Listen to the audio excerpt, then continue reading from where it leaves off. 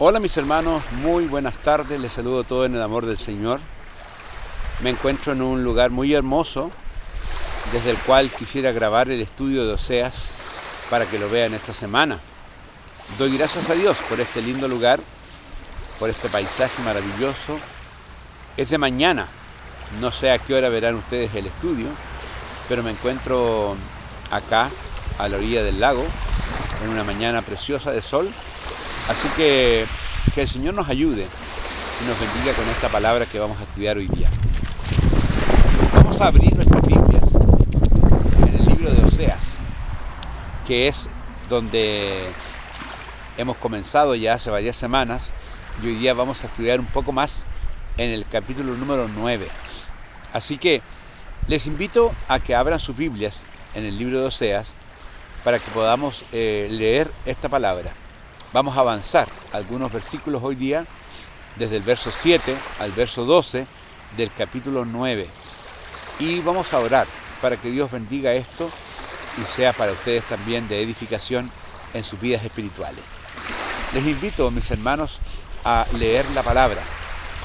Recuerden, Oseas, capítulo 9, versículo 7 al 12. Vamos a leer esta hermosa palabra en este momento para que el Señor nos bendiga a través de ella. Es un poco informal el estudio, estoy al aire libre, el viento sopla. Quise hacerlo de 2 cámaras, pero el viento botó el teléfono, así que empecé solamente en una. Pero lo hace también especial. Vamos a la lectura de la palabra del Señor y luego oramos. Dice así la palabra del Señor en esta versión. Oseas capítulo 9, verso 7 en adelante dice: Vinieron los días de la visitación, vinieron los días de la paga, lo conocerá Israel. Necio es el profeta, insensato es el varón de espíritu, a causa de la multitud de tu maldad y el grande odio. Atalaya era Efraín para con mi Dios, pero el profeta es lazo de cazador en todos sus caminos y odio en la casa de su Dios. Profundamente se han corrompido, como en los días de Gabá. Ahora se acordará de su iniquidad, visitará su pecado. Como uvas en el desierto hallé a Israel, como la fruta temprana de la higuera en su principio, vi a nuestros padres. Ellos entraron en Baal Peor, y se apartaron para vergüenza, y se hicieron abominables como aquellos que amaron.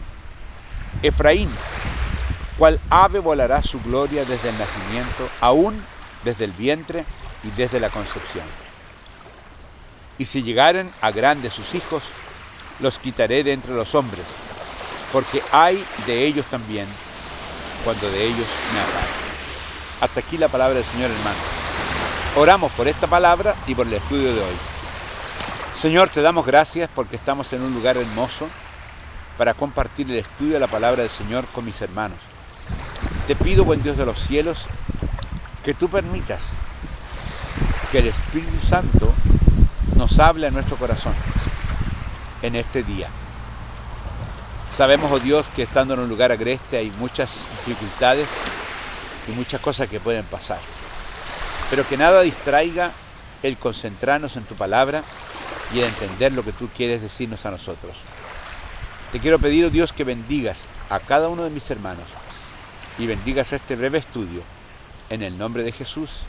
Amén y amén. Muy bien, hermanos.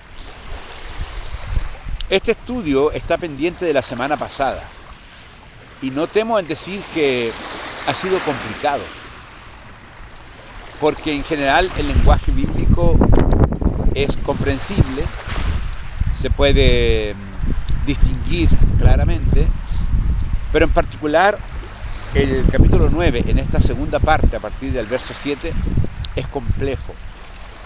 Es complejo principalmente en su lenguaje. De la forma que habla, hay que entender la lingüística española para poder separar la frase, para poder darle el énfasis que cada una tiene y no equivocarse, porque hace muchas menciones. Menciona a los profetas, menciona a Efraín, hay muchas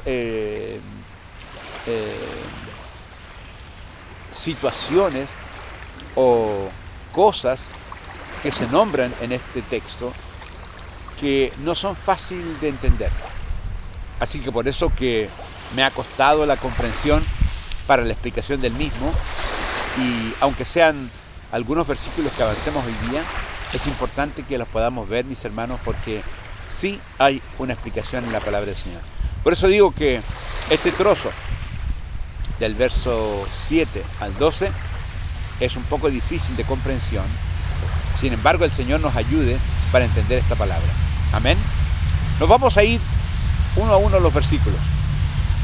El primer versículo, que es el número 7, dice la palabra del Señor así: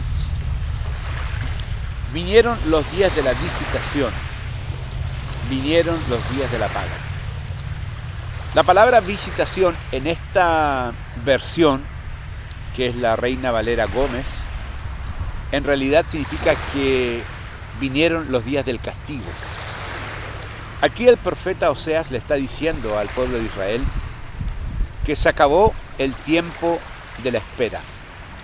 Todo el juicio de Dios finalmente se ha convertido en un acto real, que es el castigo.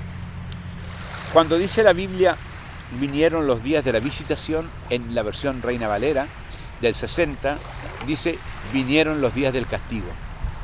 Es decir, ahora sí se iba a cumplir lo que Dios les había dicho a ellos que pasaría por causa de su desobediencia. Y luego dice vinieron los días de la paga. Es decir, si hablamos del castigo, estamos diciendo que el castigo es la paga del pecado. Y no hay pecado que no quede sin ser pagado. El pecado fue pagado en la cruz del Calvario por nuestro Señor Jesucristo, para que los que en Él crean sean salvos y puedan vivir en la nueva vida en Cristo, perdonados y salvados.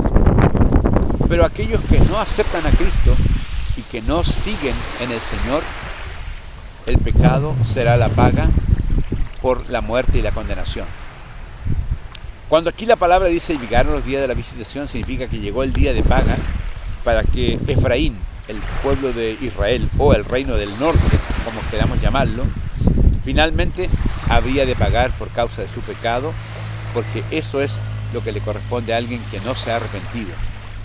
Y esta es una frase muy actual para decir al mundo que ellos no tienen un problema con la iglesia, no tienen un problema con los hermanos, ni con los pastores, no tienen un problema incluso con el manual de la iglesia o la ética de la iglesia.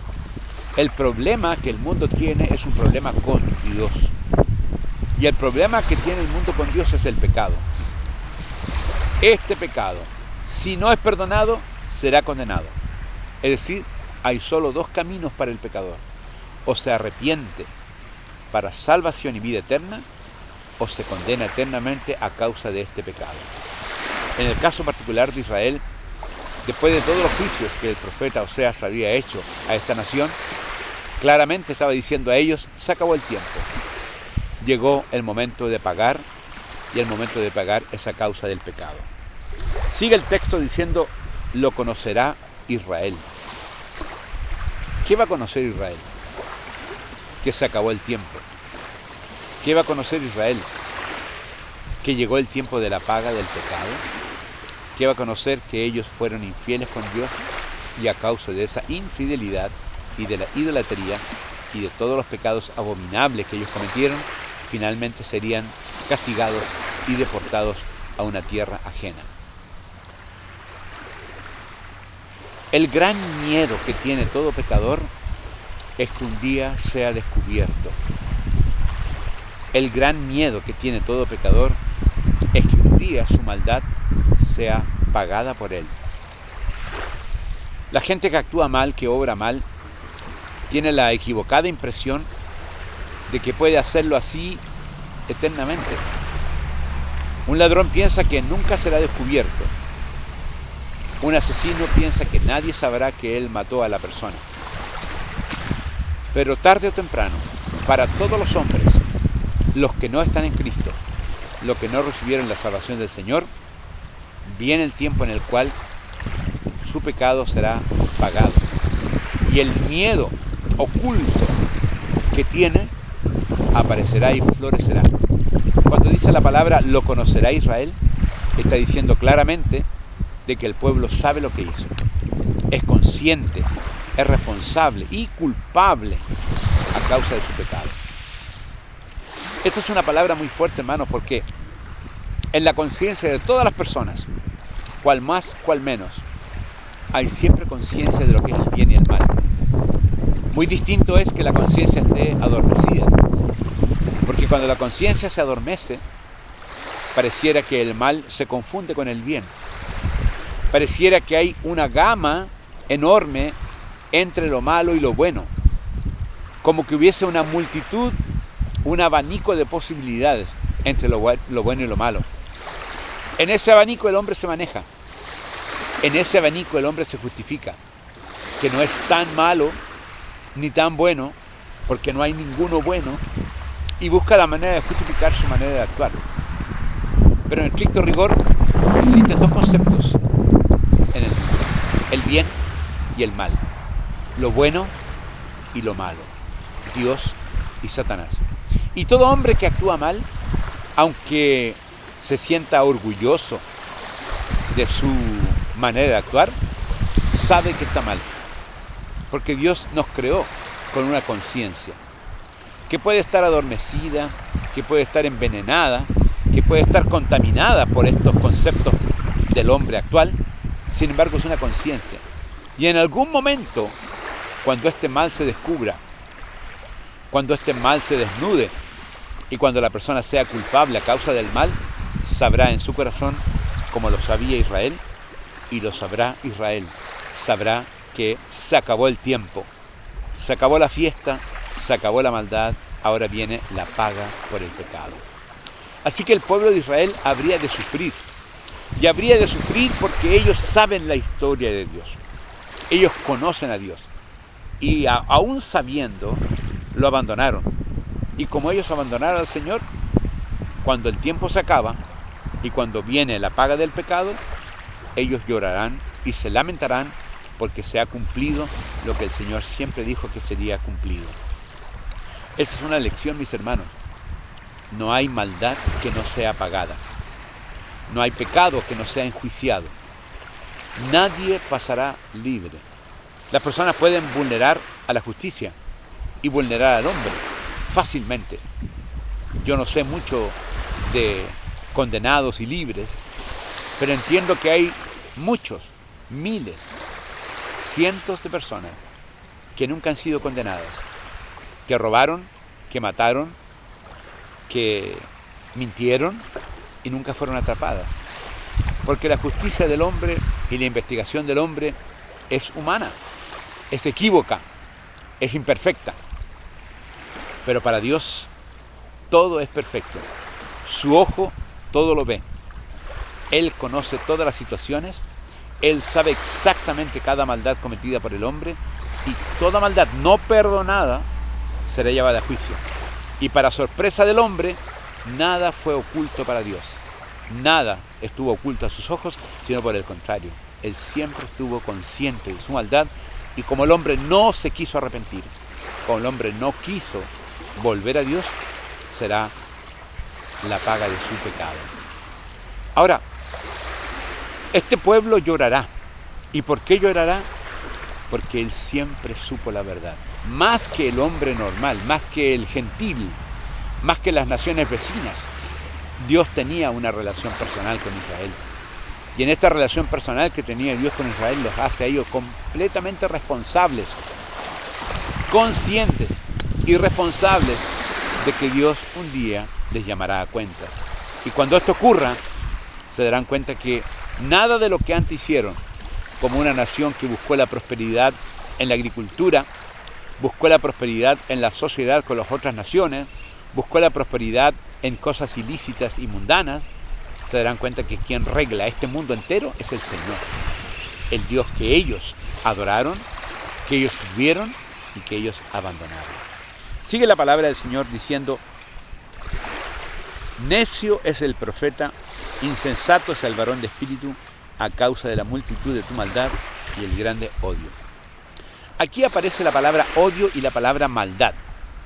Curiosamente, la palabra odio y la palabra maldad están diciendo que se convierten en la regla del reino del norte. La maldad y el odio se convierten en la regla del reino del norte. Esta regla, lamentablemente, contrae que aquellos que dicen la verdad, que aquellos que traen la palabra, como el profeta o como el varón de espíritu, pasan a ser necios. Necios porque ya no son escuchados. Necios porque ya nadie quiere saber su verdad. Necios porque en el fondo no les conviene saber lo que ellos tienen que decir. Por eso que la palabra dice que el profeta es necio. El profeta es el hombre de Dios que trae la palabra del Señor, pero se convierte en necio para el hombre pecador.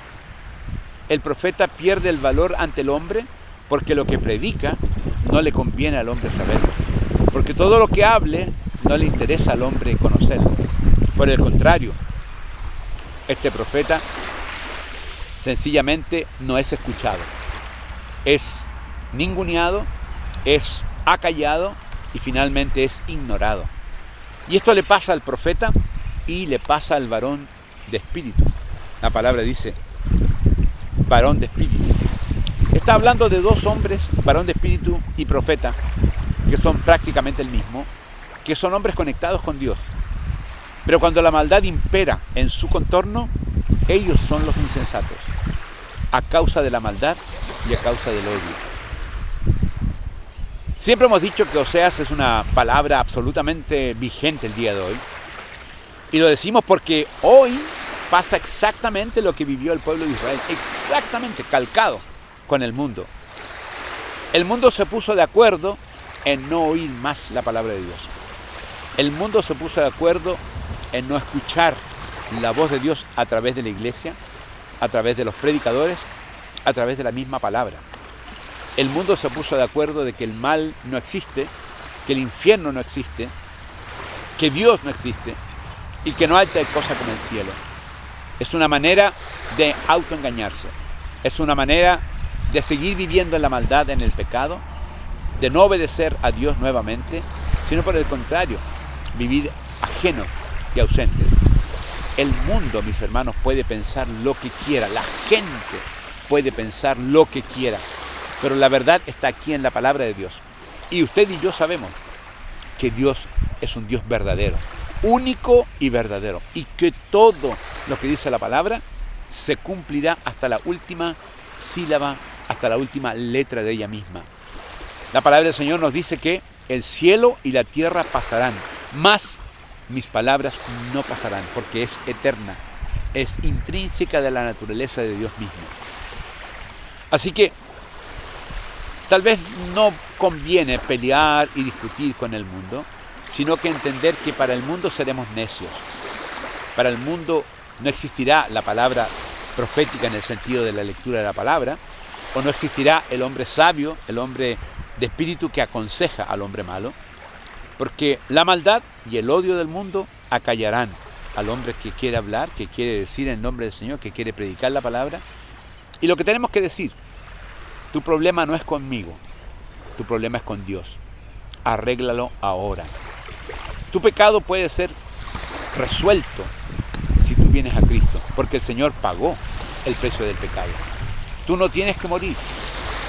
Si tú vienes a Cristo y le pides perdón al Señor de todo corazón y te arrepientes de tu maldad, Él te va a perdonar.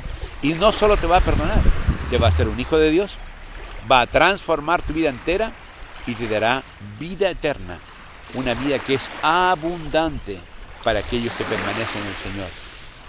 Ese es el camino correcto. Seguimos con la palabra del Señor. El verso 8 dice: Atalaya era Efraín para con mi Dios, pero el profeta es lazo de cazador en todos sus caminos y odio en la casa de su Dios. Fíjese, dice mi Dios y su Dios. Aquí hace una diferencia.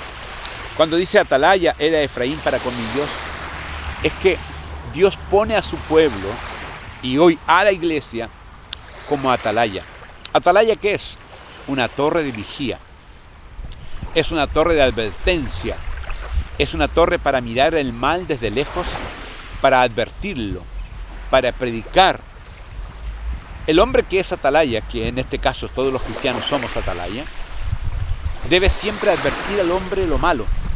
La palabra dice que si el atalaya no advierte al hombre malo de su maldad y éste no se arrepiente porque es ignorante de su maldad, la sangre de ese hombre caerá sobre el atalaya porque no hizo lo que tenía que hacer en su oportunidad.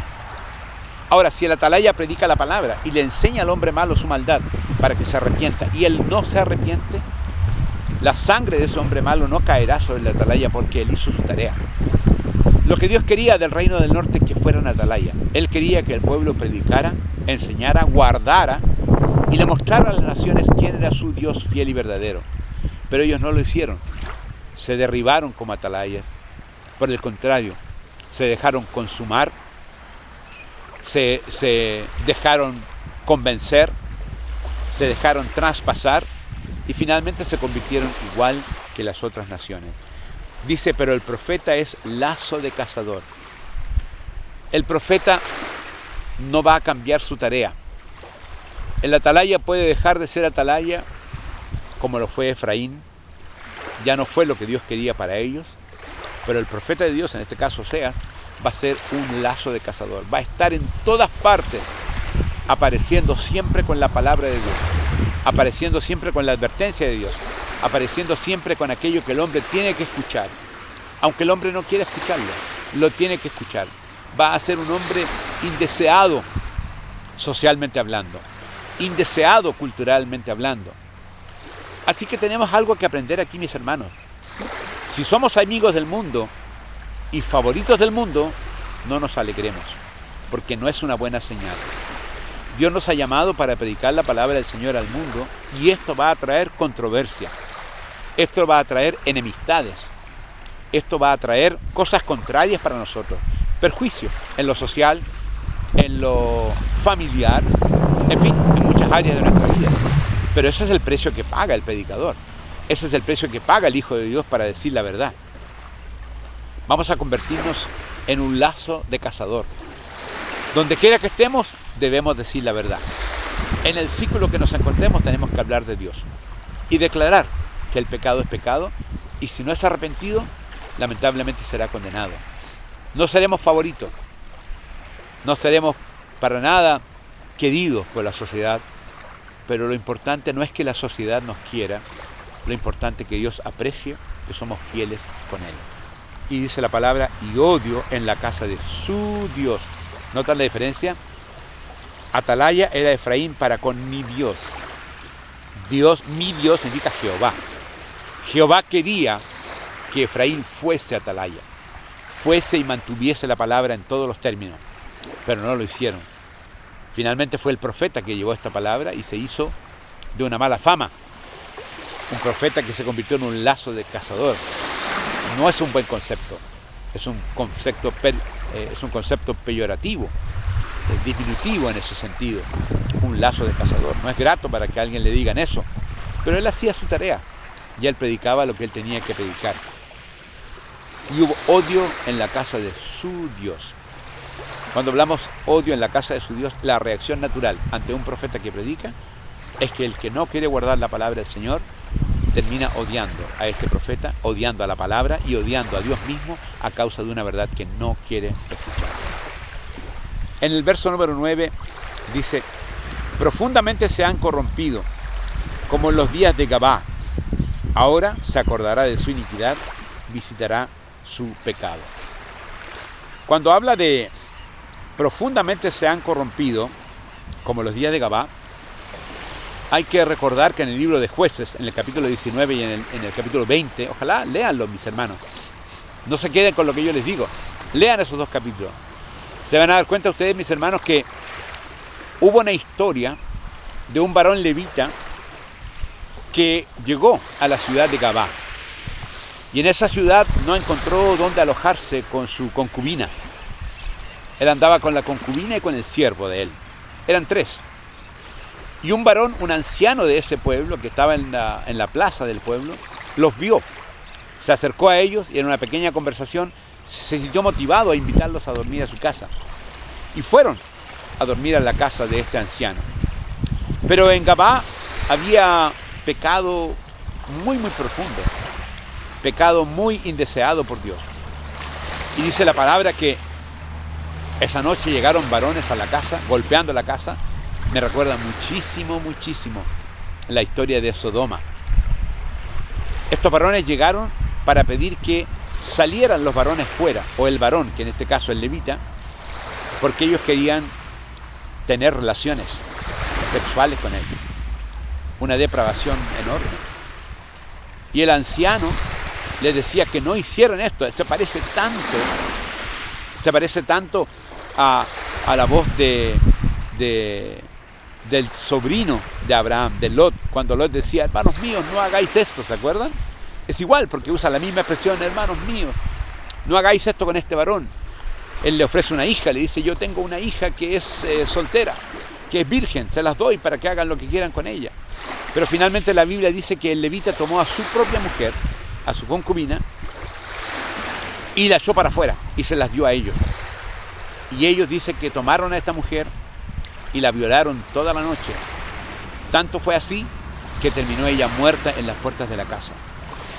Cuando ella terminó muerta en la puerta de la casa, al salir el día siguiente, este levita con su siervo, la encuentran ahí muerta, la suben a su asno y se la llevan consigo.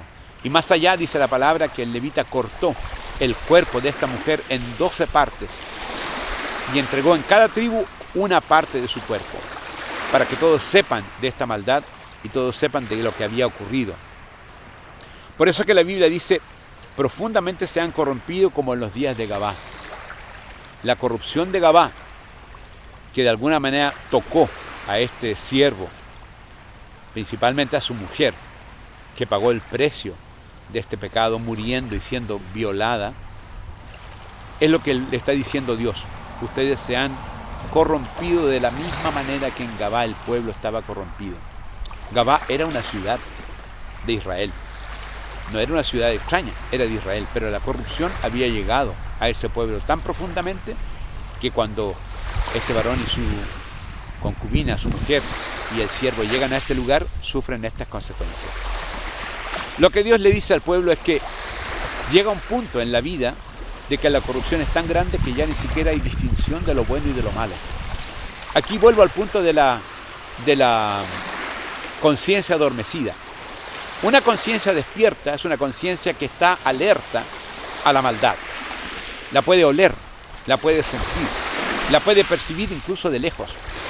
Y no permite que esta maldad llegue más cerca, porque en definitiva va a tocar la vida de la persona. Antes que ella se acerque, el hombre consciente, el hombre alerta, el hombre despierto, la rechaza para que no ocurra nada malo.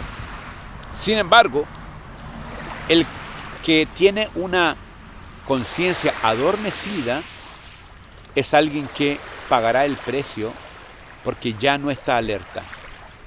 Ya lo malo no es tan malo, lo perverso no es tan perverso y comienza a practicar aquello que él mismo abominaba, aquello que él mismo desechaba. ¿Y por qué lo practica? Porque su conciencia no le indica nada.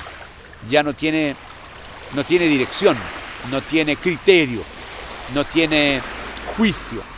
Se ha dejado entregar a la maldad de una manera que termina corrompido como en los días de Gabá. Sigue el verso 10, dice, como uvas en el desierto hallé Israel, como la fruta temprana de la higuera en su principio vi a vuestros padres. Usa dos frutos que son la higuera, el higo, y la uva, que son símbolos de Israel. El higo viene de la higuera y la uva viene de la parra, que son símbolos de Israel, utilizados por toda la historia de Israel, inclusive en los días del Señor Jesucristo. Él mismo dijo que Él es la vid y nosotros los pámpanos, y que sin Él nada podemos hacer, y que todo nos llega a nuestra vida y damos frutos, como en este caso el fruto de la vid, a partir de nuestra relación personal con el Señor. Separados de Él, nada podéis hacer. Por lo tanto, son símbolos. Y cuando la palabra del Señor dice, como uvas en el desierto allá Israel, como la fruta temprana de la higuera en su principio vi a vuestros padres, ese era el deseo profundo del corazón de Dios. Es decir, Dios quería que ellos fueran como esa uva en el desierto, como ese higo en su primera etapa de florecimiento, de crecimiento, agradable al Señor. Y ese es el deseo de Dios para nosotros. Él quiere que seamos como la uva en el desierto y que seamos como la higuera en el fruto temprano. Que agrademos a Dios, seamos de buen sabor, que seamos de buen color y que demostremos el profundo amor del Señor en nuestra vida y el amor que Él tiene para con el mundo. Este era el deseo, la imagen de Dios para el pueblo de Israel, una imagen que se corrompió, que sencillamente se cambió por aquello que Dios nunca quiso que pasara. Dice, ellos entraron a Baal Peor y se apartaron para vergüenza y se hicieron abominables como aquello que amaron. Aquí, mis hermanos, tenemos que ver que en el libro de Números, en el capítulo 23, hay una narración acerca de Baal Peor. Baal Peor es el dios de una ciudad que era llamada Peor. Esta ciudad Peor era una ciudad de Moab. Entonces era una ciudad moabita. Y el dios que tenía esa ciudad moabita era Baal. Baal Peor, porque era el dios de la ciudad Peor, que era de Moab. Había un rey moabita que trajo a un profeta, a Balaam. Era un profeta independiente. Pero este rey moabita trajo a Balaam con un propósito: que Balaam maldijera al pueblo de Israel que cruzaba por sus tierras. ¿Recuerdan que ellos sufrían los ataques de los moabitas cada vez que cruzaban por las tierras de ellos? Bueno, este rey moabita, Balac, hizo que Balaam, este profeta, maldijera al pueblo de Israel. La maldición no terminó solamente en la afrenta y en la muerte del pueblo de Israel, sino que hizo que el pueblo de Israel, principalmente los jóvenes, se contaminaran con el dios Baal y se contaminaran con las maldades y las perversidades del dios Baal. Es así como lamentablemente en un principio se mantuvieron firmes, la conciencia estaba despierta, pero al poco tiempo las conciencias se adormecieron y este rey Balac hizo, a través de este profeta falso, por cierto, que los jóvenes israelitas se deslizaran hacia una religión falsa, hacia costumbres paganas y a una perversidad que ellos no conocían y que nunca habían visto. Lamentablemente se corrompieron. Por eso que la palabra del Señor dice, ellos entraron a Baal Peor y se apartaron para vergüenza y se hicieron abominables como aquellos que amaron. Hacerse abominable significa que el pecado que proponía este dios falso, Baal, en esta ciudad, no solamente llegó a ser en un momento abominable, sino por el contrario, fue un pecado que fue aceptado más tarde. La conciencia adormecida lo recibió, lo aceptó, lo hizo propio y lo practicó. Así que llegaron a ser tan malos como aquel Dios que ellos un día desecharon y que luego llegaron a amar. Otra lección para el día de hoy. La conciencia adormecida hace que el hombre se deslice hacia lo malo. Y que lo que alguna vez le pareció infame, inconcebible y absolutamente antinatural, luego es aceptado socialmente, culturalmente, y el hombre mismo lo acepta. Y ya no es malo, es algo aceptado. ¿No les suena familiar con los días de hoy? ¿No les suena que es exactamente lo que vive hoy día la sociedad? Que a lo malo no le dice malo, no lo encuentra malo, y a lo perverso no lo encuentra perverso, y lo abominable ya no es abominable. Sigue siendo malo para Dios, sigue siendo perverso para Dios y sigue siendo abominable para Dios. Y los hijos de Dios tienen que tener la misma visión de las cosas. Porque cuando uno cambia su visión y baja este nivel de percepción espiritual, lamentablemente el peligro es que nos hagamos iguales a esas perversiones y a esos dioses falsos que un día detestamos y los terminemos aceptando y siendo igual a aquellos que llegamos a amar, aún contrario a la voluntad del Señor. Es una tremenda palabra para el día de hoy. En el verso número 11 dice: Efraín, cual ave volará su gloria desde el nacimiento, aún desde el vientre y desde la concepción. Hay dos conceptos aquí. ¿Cuál ave volará su gloria? Dicen algunos que los cazadores que cazan aves lo hacen muy temprano en la mañana, antes que raye el sol. De manera que con los primeros destellos de la mañana van a un lago donde están las aves reposando, ya sea en el agua o en las orillas del lago, y buscan a su presa para cazarla. Evidentemente con un disparo podrán cazar una o dos, dependiendo del tipo de arma que tengan, pero el solo disparo hace que todas las aves vuelan, ninguna queda en su lugar. Todas las aves vuelan y se van y desaparecen en el horizonte. La alusión que hace el profeta aquí para decir que la gloria de Efraín volará como las aves, significa que la gloria que algún día tuvo se va a ir y no volverá. Esto tiene una lección de por medio, hermanos. No importa lo que yo fui en el pasado, no importa cuán famoso fui o cuán bien lo hice, da lo mismo los años, el tiempo y lo profundo de la tarea que yo hice. No importa mi pasado ni lo bueno que este fue, lo que importa es mi presente. Recuerden el hombre que muere en la cruz al lado de Jesús, pero cree en él. Y el Señor le dice que ciertamente hoy estarás conmigo en el paraíso. Ese hombre no tenía pasado. Todo su pasado fue fuera de Dios. Todo su pasado fue contrario a Dios. No está en la cruz por bueno ni por mártir. Está en la cruz por malo. Probablemente asesino, porque esa era la muerte que le correspondía a ellos.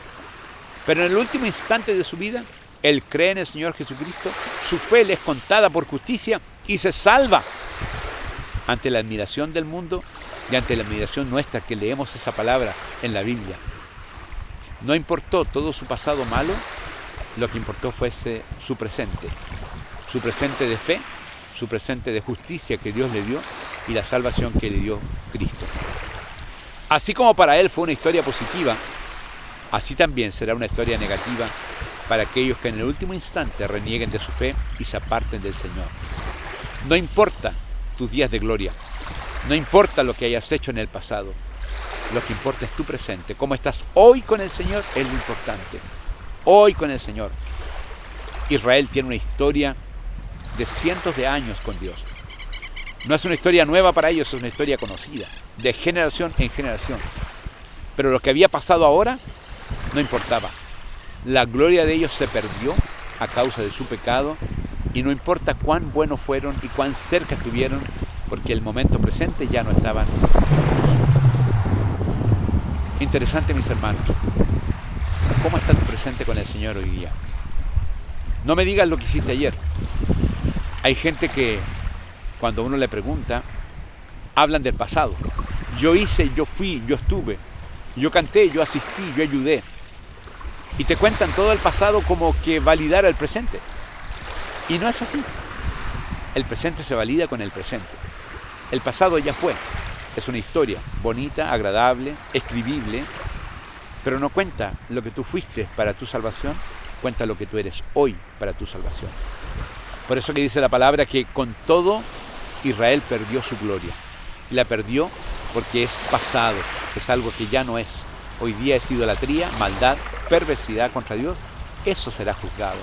No todo lo bueno que vivieron, sino lo que están viviendo en este preciso momento. Y la palabra dice,